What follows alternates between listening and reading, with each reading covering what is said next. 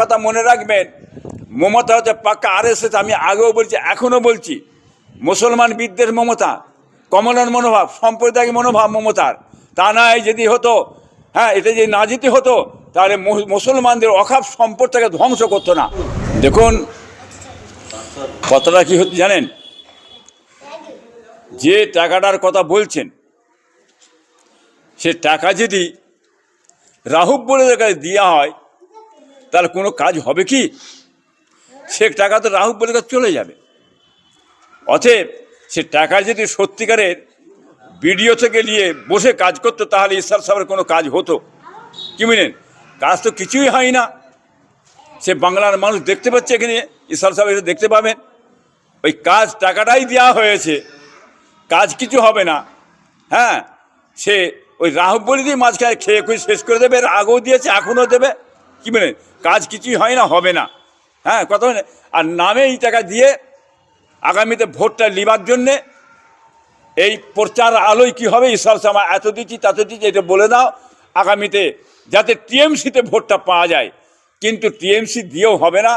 হ্যাঁ, ও পীর সাহেবরা সব জানে, ফুরফার পীর সাহেবরা জানে টাকা কোথায় দিচ্ছে, কি করছে না করছে জানে। অতএব বাংলার মানুষ কিন্তু জেনে ফেলেছে, যতই আমাদের মমতা ব্যানার্জি সাহেব রাজ্য সরকার পাশ করুক, হ্যাঁ, এ পাশ করেও কিন্তু চিড়ে ভিজবে না, বাংলার মানুষ পড়ে গেছে, মনে রেখে দেবেন। তহসিলদার সাহেব আরো অভিযোগ করছেন যে বিডিও অফিসে এবং এসডিও অফিসের যে এই ইসল সব নিয়ে যে আলোচনা হয়েছিল, সেই আলোচনার সময় ফুরফুরা শরীফ থেকে আপনাকেও বলেনি, ওনাকে বলেনি, ফুরফুরা শরীফের অধিকাংশ 90% হুজুরদেরকে বলেনি, এক দুজনকে বলে এই সময় এই ইসল সাহেবের কাজটা সেরেছে। কি বলবেন?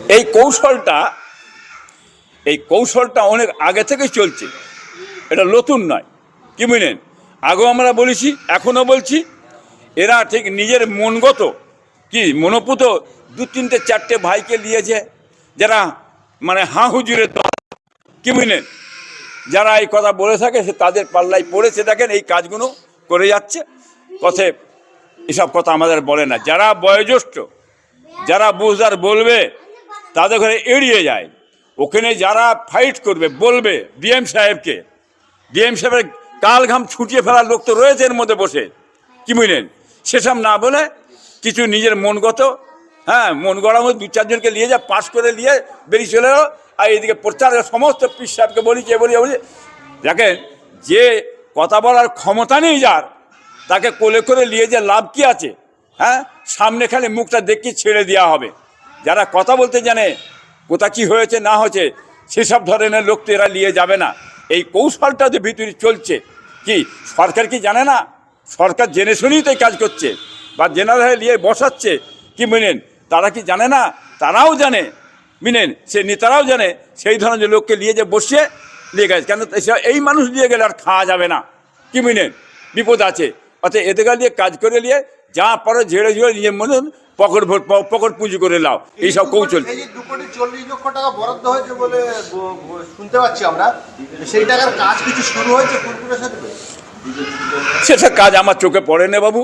যদি কাজ হতো, আপনার মিডিয়া এসেছেন, আপনার মিডিয়া তুলে দেখান না, আপনারা দেখাতে পাচ্ছেন না কেন? আপনার মিডিয়াতে এসছে না কেন? কাজ হলে তো মিডিয়া দেখাতে, কাজ তো হয়নি। সে দেখেন ওই পকেটই চলে যাবে, কিন্তু কাজ আর কিছু হবে না, সেটা আপনারা দেখতে পাবেন। হ্যাঁ, ঢোকা ছাড়া কিছু নেই, একমাত্র ভোটের উদ্দেশ্য এই কৌশলগুলো করে যাচ্ছে। অর্থাৎ বাংলার মানুষ জানে, এর আগেও করেছে, এখনও করছে, একই জিনিস। 5 কোটি গঙ্গাসাগর মেলায় 5 লক্ষ মানুষ এসেছিল, সেই জায়গায় আমরা সূত্র মারফত খবর পাচ্ছি যে সরকার 244 কোটি টাকা খরচা করেছে। ফুরফুরা শরীফে মানুষ একটা দুটো তো নয়, হ্যাঁ, 30-35 লক্ষ লোকের সমাগম হয় সেখানে 2,40 লক্ষ। হ্যাঁ, এবারে বলুন সেই জায়গায় এবার ভাগ করে আপনি টাকাটা ফেলুন না, ভাগ করে টাকাটা ফেললেও তো আসবে। কিছুই দেওয়া হয়নি তো আমার এখানে, কি বুঝলেন? এখানে কিছুই তো দেওয়া হয় না। এক দিনে যে লোক আসছে সেই লোকটা কম লোকের ব্যাপার তো নয় এক দিনে। অতএব সরকার এখন থেকে নিয়ে গোড়া থাকতেছে, দেখেন ওনার একটু অনিয়া ভাব, নতুন ব্যাপার নয়। আর আমি এর আগেও বলে দিছি, এই যে রাজ্য সরকার যে কাজ করেছে কি বুঝলেন, ইনি হচ্ছেন পাক্কা আরএসএস।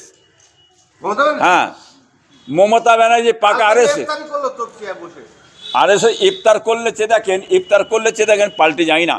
মাথায় ঘোমটা দিয়ে হ্যাঁ, ইফতারি করলো। হোমটা দিয়ে অন্য কিছু দিয়ে যে মানে ইফতার করে, এটা ভোটটা নেওয়ার জন্য, মুসলিম সংখ্যালঘুদের ভোটটা নেওয়ার জন্যে এই কৌশলটা দেখাচ্ছেন।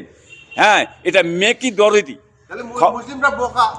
বোকা বলি তো মাথায় ক্যাডাল ভেঙে খাওয়া যায়, মূর্খ হলেই তো মাথায় ক্যাডাল ভেঙে খাওয়া যায়, শিক্ষিত হলে তো ক্যাডাল ভেঙে খাওয়া যাবে না। অতএব মূর্খ রেখে দাও, শিক্ষা বন্ধ করে দাও, ক্যাডাল ভেঙে খাওয়া যাবে। কি বলেন, এটা নতুন কথা নয়, উনি তো এই কাজ করে যাচ্ছেন।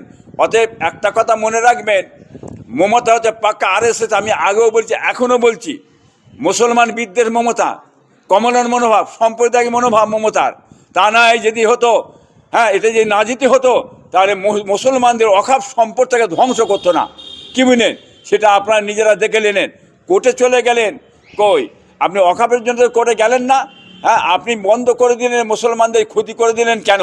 এটা বাংলার মুসলমান কেউ ভুলে যাবে না। এর জবাব কিন্তু ইলেকশনে এই বাংলার মানুষ দিয়ে দেবে, এটা মনে রেখে দেবেন। আর যতই হুড়োহুড়ি করুক, আপনারা একটা কথা আমার আমি বলতে চাইছি, মমতাকে আপনারা বিশ্বাস করবেন, এই পাক্কা আরএসএসের দ্বারাই মমতাকে পরিচালনা করছে। এক বিন্দু লড়ে যাওয়ার ক্ষমতা নেই। 5 লক্ষ গঙ্গাসাগর মেলায় 240 কোটি টাকা খরচা করছে রাজ্য সরকার। আপনি বলছেন 30 থেকে 35 লক্ষ মানুষ আসবে ফুরফুরায়, তহজুর একই কথা বলে 30 লক্ষ, সেখানে 2,40,00,000। এ কেমন দ্বিচারিতা? দ্বিচারিতা আজকের নয় তো, মমতা আজ থেকেই দ্বিচারিতা করছে না তো।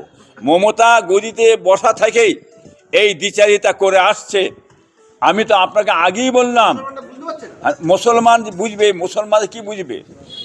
গরিব মুসলমান যে দেখেন কিছু ভিক্ষা দিয়ে দিলেই ব্যাস খুশি হয়ে যাবে। এই কৌশলটা যে জেনে নিয়েছে।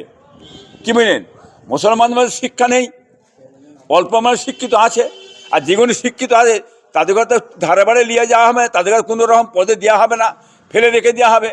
যারা গুন্ডা তুলাবাজি করে, হ্যাঁ হ্যাঁ, সেইগুলিকে টেনে নিয়েছে ওনার মন গড়া হুজুরের মধ্যে নিয়ে বসে, যেমন সিদ্দিকুল্লাহ চৌধুরী সাহেব, হ্যাঁ, কাঠের পুতুল দিয়ে বসিয়ে রেখে দিয়েছে, দাও আলমারিতে বসিয়ে রেখে দিয়ে লোকে দেখছে সিদ্দিকুল্লাহ চৌধুরী বসে আছে কাঠের আলমারিতে। একটা মানে যে কোনো একটা জিনিস রেখে দিলে যেমন দেখে, উনি বসে আছে, কথা বলতে পারছেন, কিছু নেই। এত বড় ক্ষতি হয়ে গেল মুসলমানদের। হ্যাঁ, আওয়াজ নেই সিদ্দিকুল্লাহ চৌধুরীর। এইরকম দ্বারা যেমন ববি হাকিম সাহেব, কি বুঝলেন, আরও সব আছে, কি বুঝলেন, নেতা আছে মুসলমান, এই ধরনের নিয়ে যে বসিয়ে রেখেছে, কথা বললে মারবে চড়, গালে মারবে চড়, ড্রেনে ফেলে দেবে। হ্যাঁ, এরা তো জানে আমরা যে কোনো কথা বলি, হ্যাঁ, আমাদের মহামান্য মুখ্যমন্ত্রী সাহেব কি বুঝলেন, ট্রেনে মারবে চড়, গালে খাতে ফেলে দেবে, এটা জানে, গদিটাই চলে যাবে। কি বুঝলেন, অতএব এরা যতদিন মাথা গুঁজে হাঁ হুজুরকে নিয়ে করে খাওয়া যায় আর করে খেতে দিই, একমাত্র বসেছে ওনার করে খাওয়ার জন্যই এনারা মমতাকে জিয়ে রাখতে চাইছে। মমতা না চলে যায়, মমতা চলে গেলে আমাদের সব চলে যাবে, গাড়ি যাবে, বাড়ি যাবে, জমি যাবে, সম্পদ সব যাবে। যেমন করে লড়াই করে মেরে মুড়ে মিথ্যে কথা বলে মানুষকে ভাঁওতা দিয়ে এই পার্টিটাকে বেঁচে রাখো, আর তোমরা মুড়ছিয়ে খাও, এই কলে পড়েছে, বুঝতে পারছি না, আপনারা সেই কল চালিয়েছে। অতএব বেশি দিন নয়, বাংলার মানুষ বুঝে গেছে, এই কলে আগামীতে ইলেকশনে বুঝে নেবেন।